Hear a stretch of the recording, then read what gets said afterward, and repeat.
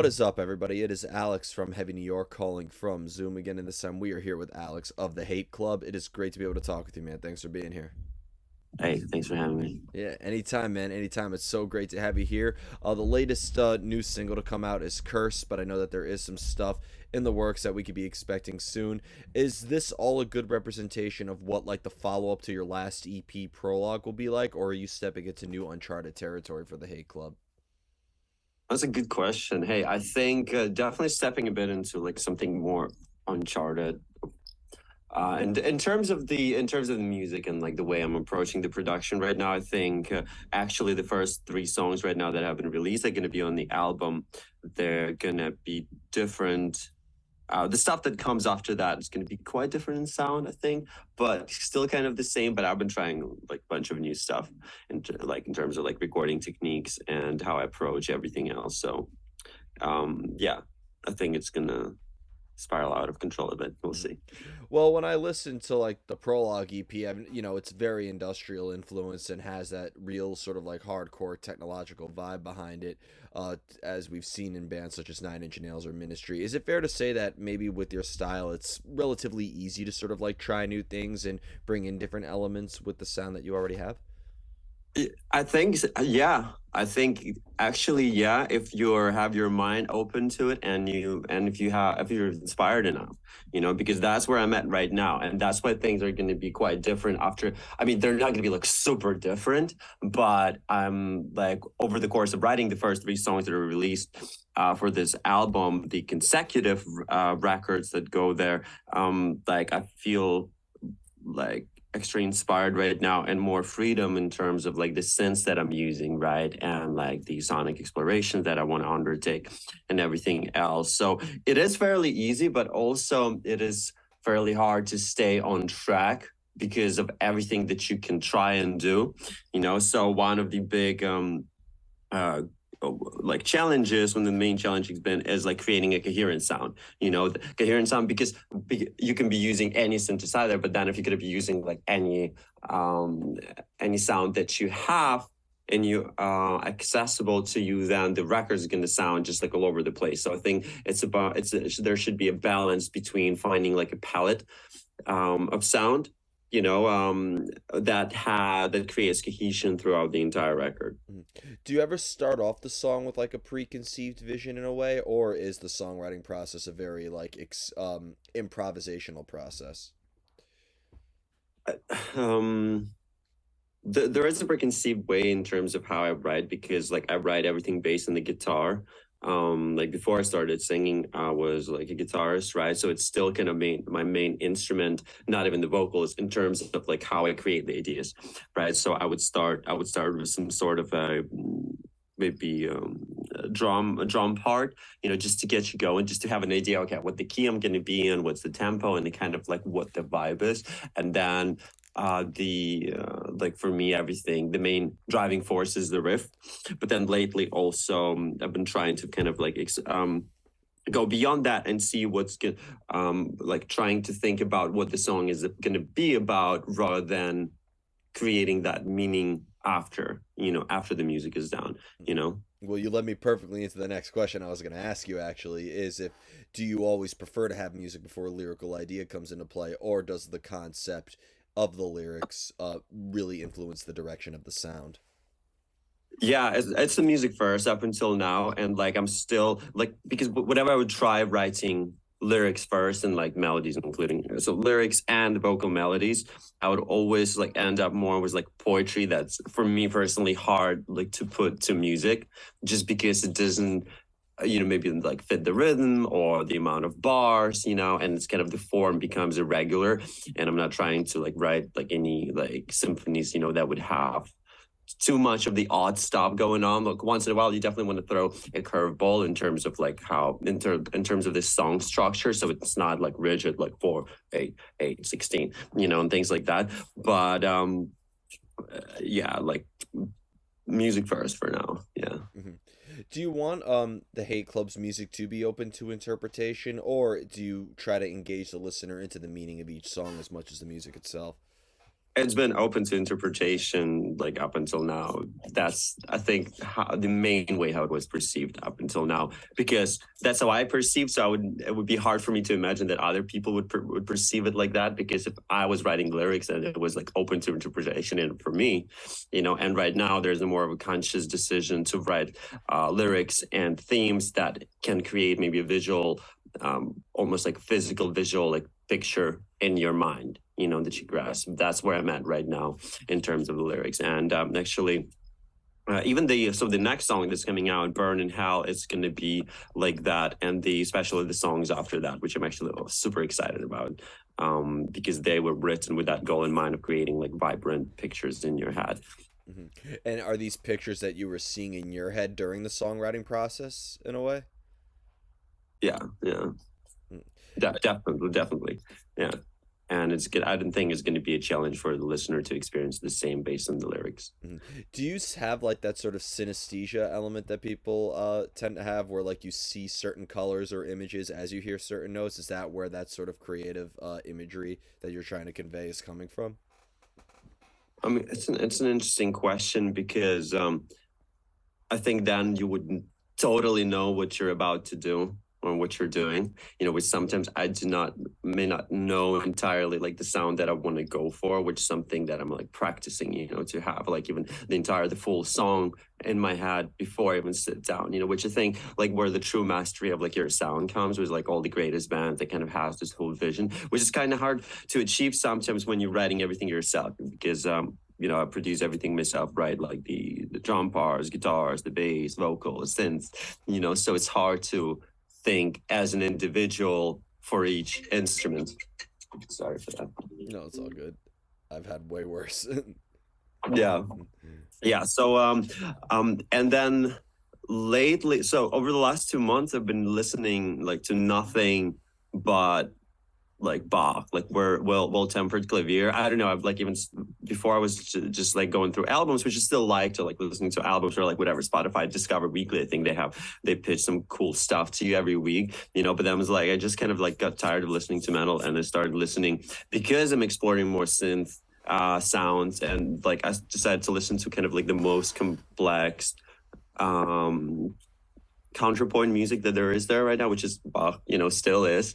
And so it's interesting. I was listening for two months like straight, just World Tempered Clavier by Glenn Gould and nothing.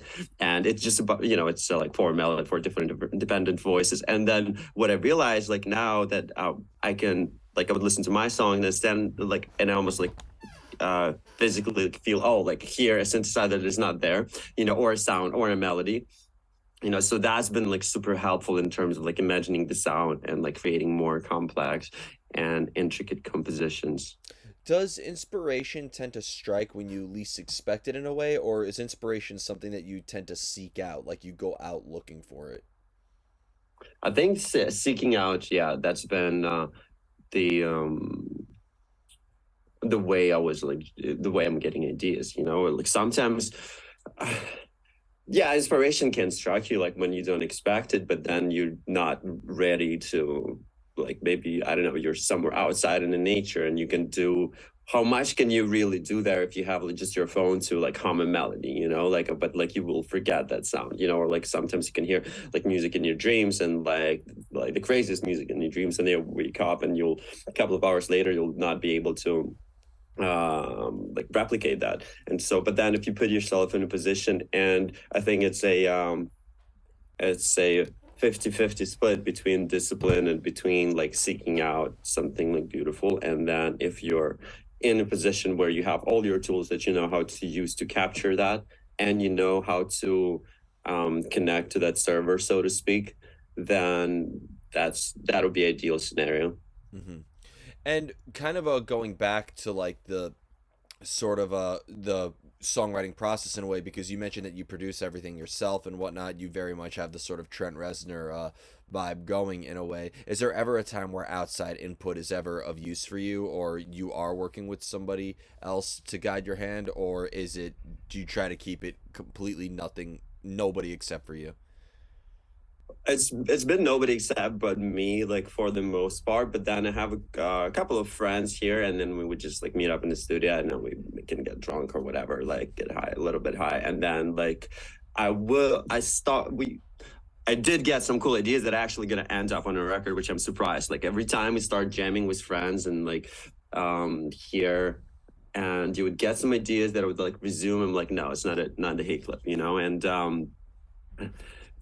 because I go through a lot of revisions when I write, right? So it's usually the idea got to be either like really good for me to want to keep it, but most of the time when like whatever was written like with somebody's input, like I would come back to it like over and over and over and again, and then if it didn't like withstand that test, then I would ditch it. But then there are some ideas that I have, but then I'm against the entire idea of empowering people to comment on your work when you're writing, especially like some of my friends who are like in other bands or other musicians. They would like, hey, I'm working on this, what do you think? I absolutely hate it because then like, well, first of all, it like you're not confident in what you're doing, and then secondly, like people will just get in your fucking head, you know, and tell you like it will just lead you away from the path you were on. And I don't know, like I guess maybe if you were like hitting up someone like Trent Reznor or like Rick Rubin and they would tell you like change that, I would listen to them, you know what I mean? uh, but like if it's just like anyone, then I would be very careful about asking for people's opinion, because one thing for sure that you will get both positive and negative feedbacks when your music is released. You know, so you'll have that anyway. But during your process, it's better to be confident what you're doing rather than just having relying on other people's inputs, because it will mess with your head. Definitely. And you know, it's funny. A good friend of mine who's a songwriter me and him were actually discussing this yesterday. Like he's always been hesitant on getting opinions before the song is like already finished, because like you can't like criticize saying, "Oh, well this sounds unfinished." It's like it is unfinished. I'm trying to get your input on where you Yeah, are so far, and yeah. yeah. And then, like, especially in this situation, like the song isn't finished, you show them one version, and then you worked on it, I don't know, maybe for the next couple of weeks, and you send them another version, and they're gonna be like, "Where's that synth? I like that," or like, "Where's that guitar part? I really like that. Why did you take it away?" I'm like, "Because I didn't like it." You know what I mean? So that happened to me all the time before. So, no, like I like once the work is done, then they can listen to it, you know. And if there's someone that I really, really value their opinion, like I would ask them about, you know, their but then right now, like for example, like when you write music, there are three stages to it, really. You know, that you have the recording and production stage, then you have like the mixing, then you have mastering. So it's like you kind of approach those like step by step. So I don't know. No, don't ask for opinions. And like, I have, like, I started working with a mixing engineer right now, because before I was mixing myself too. It's a nightmare. I absolutely hate it.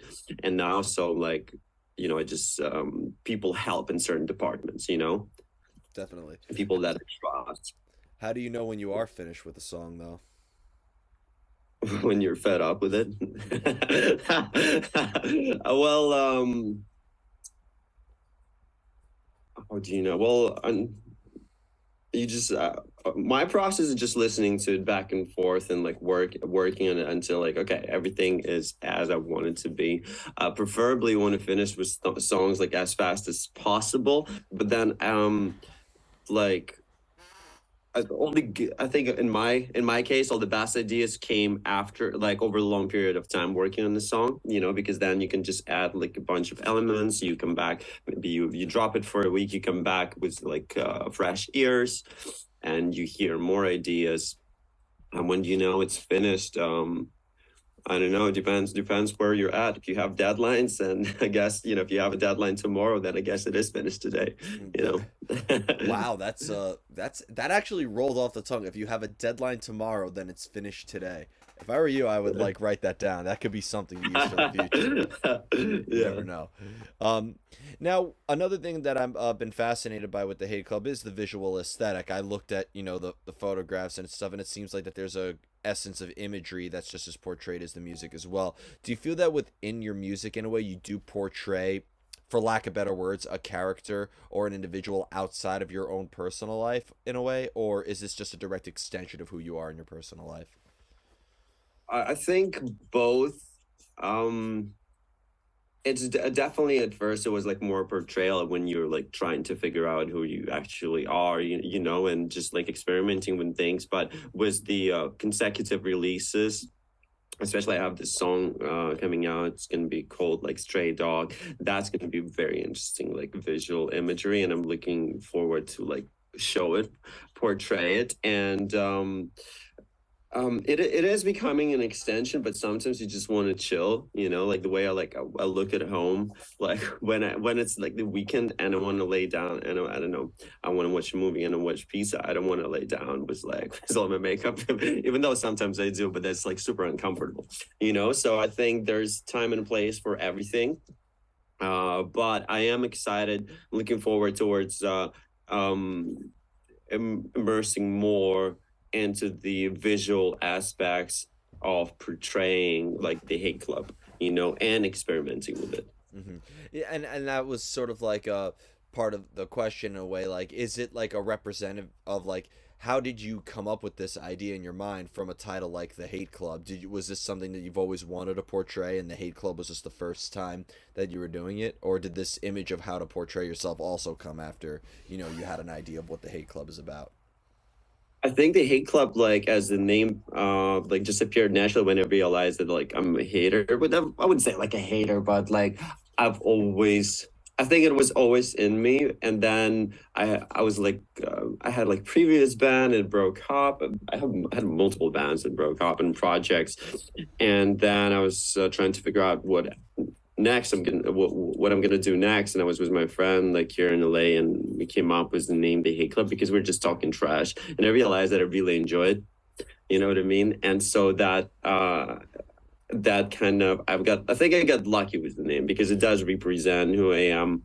And the visual aspect like goes into it. And in terms of where the ideas come from, I think they come from the world. Like you know, there's nobody out there who is like absolutely unique, and you know, we feed off each other. You know, everything's been done pretty much. What you can do right now is just extrapolate on certain ideas and certain concepts, maybe make them better, try different stuff with them.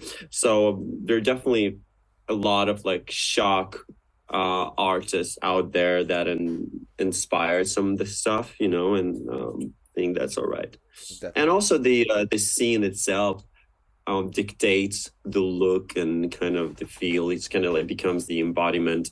Um, Maybe like puts a certain format to it. Yeah. Definitely.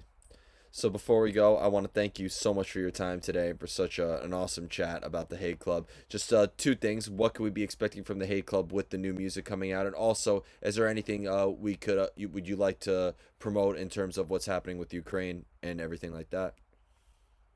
Um. So in terms of what's happening with the what's happening with the Hate Club, I'm releasing like an ebook called Manual of the Metalhead. I think that's gonna be fun. Oh, hell yeah! I haven't announced it yet. I'm just so lazy when it comes to posting online. And then a music video coming out December 7th, and then like followed by an album, like another music video. I mean, in terms of what's happening in Ukraine, it's just, I mean, I would just say like stop war, make love. But yeah, it's a tough question. I mean, I wish that people didn't, you know, we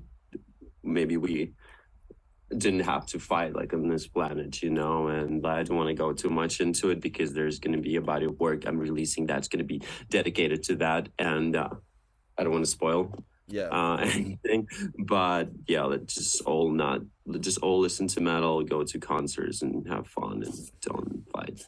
Yeah, how appropriate! I'm seeing Ginger in Space of Variations tonight, so Oh yeah, it made a lot of sense the to do act- this interview today. so like Tatiana, I think her name is Tatiana. She filmed Tatiana, yeah. the Curse, the music video, right? So when I was working on it, she did a music video at the same venue. It was another band. She was I think just a featured singer there. I forgot their name, but literally like 2 weeks before I went to shoot The Cursed at that location, they filmed it there and released it there. So that was kind of like a funny coincidence. Wow, and I'm interviewing you the day I'm seeing them today. Yeah. So that band is definitely everywhere. But I've also interviewed Space of Variations and White Ward and a fair amount of bands from there. But wishing the best of luck to all the people out there. But thank you so much, everybody. We are here with the Hate Club. Be sure to check out the new single Curse. Check out the Prologue EP and a lot more new stuff coming very soon. We will see you next time on Heavy New York.